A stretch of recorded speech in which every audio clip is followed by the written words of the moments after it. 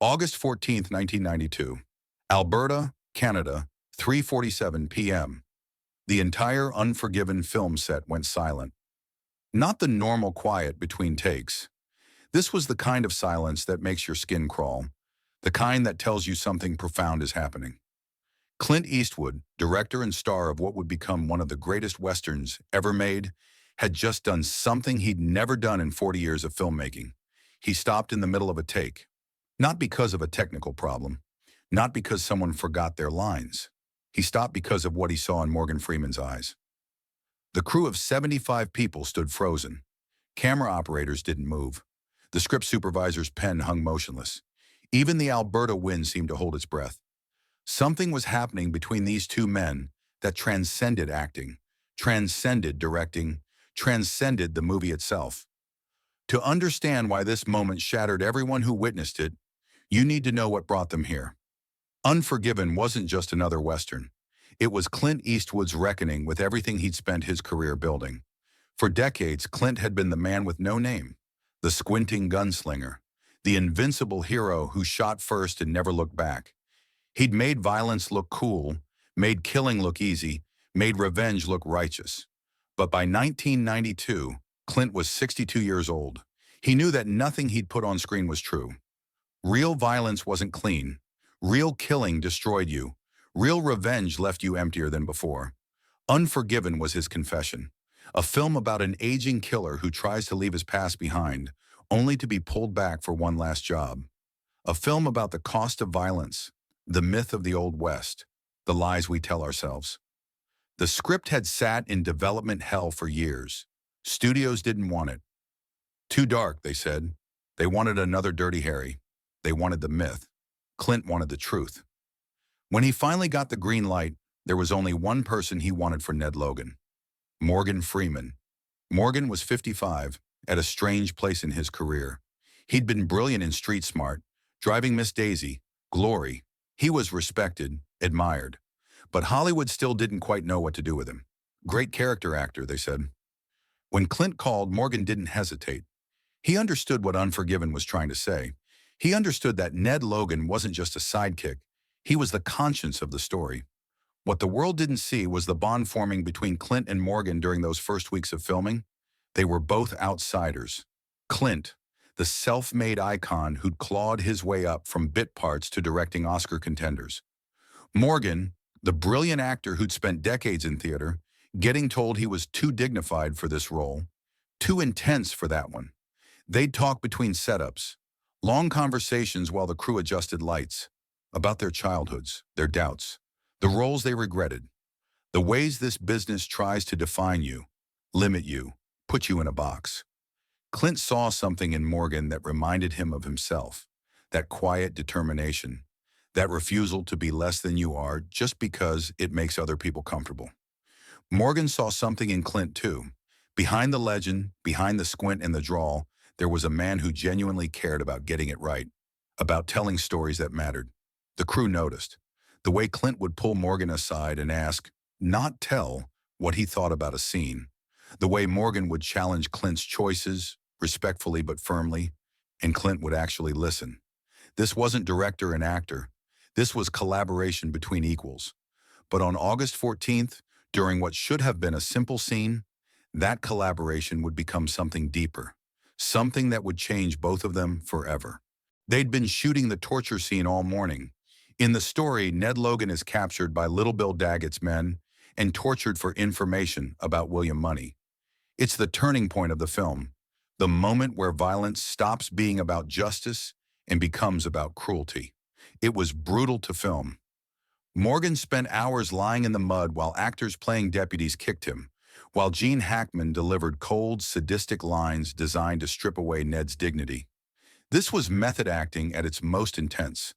Morgan wasn't just playing beaten, he was letting himself feel broken. Between takes, the set was somber. Nobody joked. You could feel the weight of what they were creating. Clint watched from behind the monitor, his face unreadable. But his eyes told a different story. He knew what he was asking Morgan to do. He knew the emotional places Morgan was having to go. And Morgan was giving everything. Take after take, he found new depths of pain, new layers of humiliation.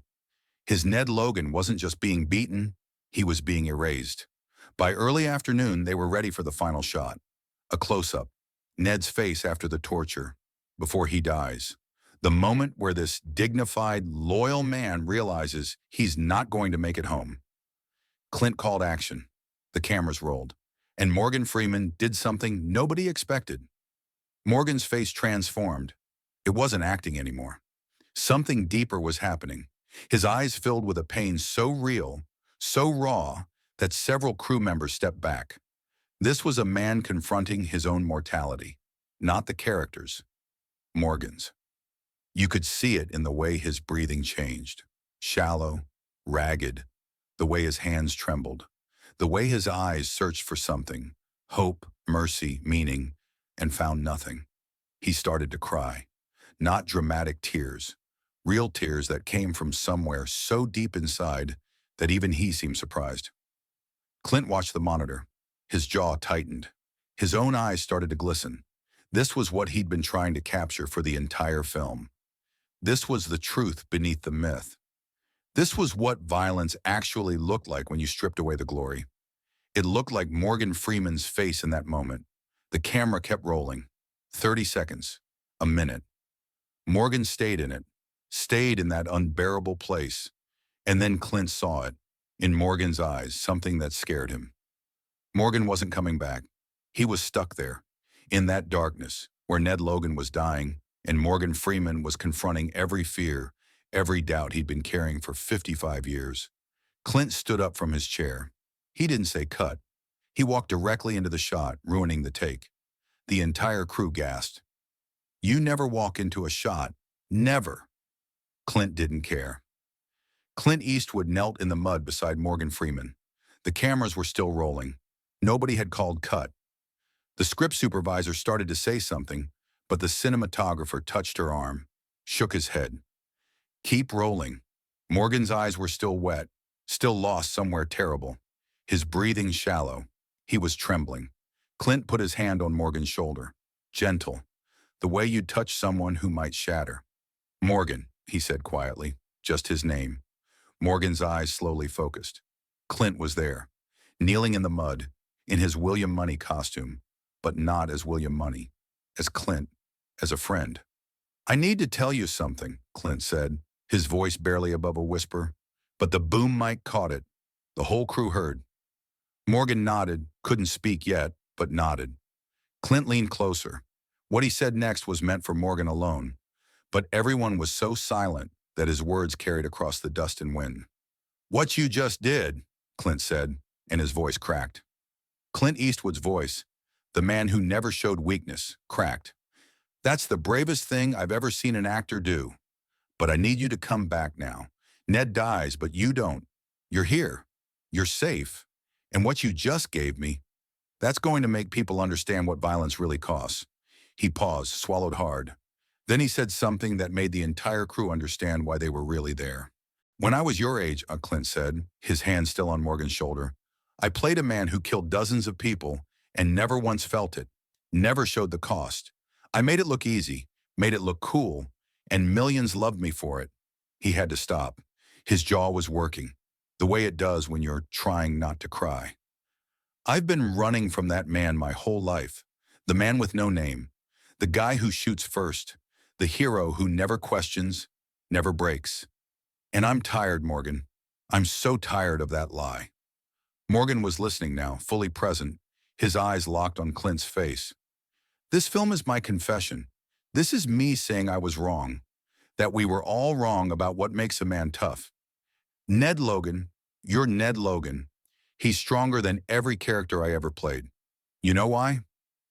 Morgan shook his head slightly. Because he feels it. Because he knows what this violence means, what it costs, and he tries to stop it anyway. He's not too weak to kill. He's too strong to want to. And what just happened in this take, that's the truth I've been trying to tell for 40 years. Clint's eyes were red now.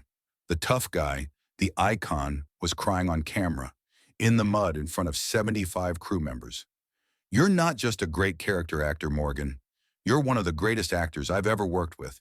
And when people see this film, When they see what you did in this scene, they're going to understand that. The whole world is going to understand. The words hung in the air. Morgan's lip trembled. One tear, then another, rolled down his cheek. "Thank you," Clint whispered. "Thank you for trusting me with this. Thank you for going to that place. Thank you for being brave enough to break." And then Clint did something that broke everyone watching. He pulled Morgan into a hug, right there in the mud, in costume, with the cameras rolling.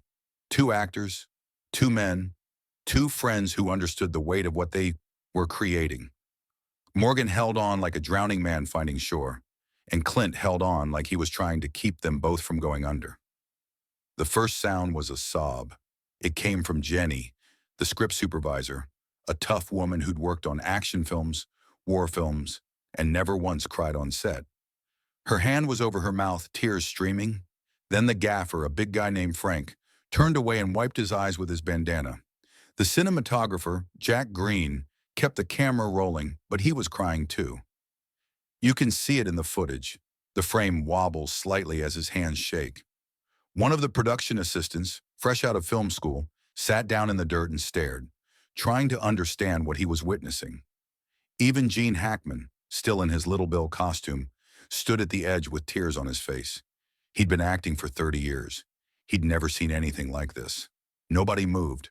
Nobody called cut. They all just stood there, watching two men hold each other in the mud, watching something more real than anything they'd ever put on film. Later, Jenny would say it was like watching someone's soul being healed in real time. Frank would say it was the moment he understood what movies were for. Jack would say it was why he got into this business. But in that moment, none of them could speak. They could only witness, and many would carry that moment for the rest of their lives. Clint finally whispered, "Cut," 30 seconds later, the longest take in the entire film. He helped Morgan to his feet. They stood there, not quite ready to let go of what had just happened. "You okay?" Clint asked quietly. Morgan nodded, then smiled. A real smile, warm and grateful. "Yeah, better than okay. We got it. We really got it."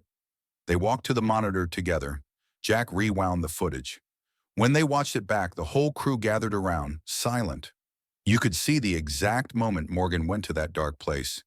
You could see the exact moment Clint recognized it and came to bring him back. "Jesus," Morgan whispered. That's it," Clint finished. "That's what we needed." The rest of the day, the mood on set was different, quieter, more intentional. Everyone moved with reverence. That night, Clint called a wrap early. Unusual for him, he was known for pushing through. But that day, he knew everyone needed time to process. Before the crew dispersed, he gathered them together. All 75 people. "What happened today," he said. "What Morgan did, what we witnessed, that stays with us. That's why we do this.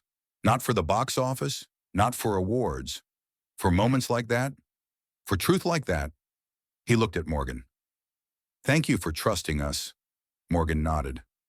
"Thank you for seeing it." The crew applauded. Not polite golf claps. Real applause. The kind that comes from the heart. Unforgiven was released in August 1992. It was a massive success. It won 4 Academy Awards, including Best Picture and Best Director for Clint Eastwood. Morgan Freeman was nominated for Best Supporting Actor. He didn't win. That went to Gene Hackman, but everyone who saw Morgan's performance knew what they'd witnessed.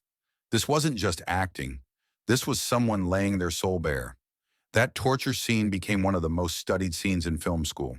Not because of technical execution, because of the truth in it. Because you can see in Morgan's eyes that he's not performing pain, he's feeling it.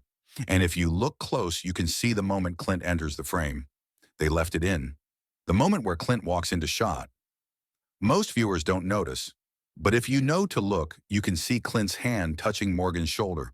You can see the moment fiction became reality. Morgan rarely talked about that day. It was too personal. But once, 20 years later, a journalist asked about the hardest scene he ever filmed. Morgan was quiet. "There was a day on Unforgiven when I went somewhere dark, and Clint came and got me. He walked into the shot, ruined the take, and pulled me back. That's not in the director's manual. That's friendship." The journalist asked if it changed how he approached acting. It changed how I approached everything, Morgan said, because I learned that being vulnerable isn't weakness, breaking isn't failure, and having someone who sees you in your darkest moment and says you're not alone, that's what it's all about. Not just in acting, in life. Clint and Morgan remained close friends. They made one more film together, Million Dollar Baby in 2004, which won both of them Oscars. But those who were there on August 14th, 1992, knew the real award wasn't something you could put on a shelf.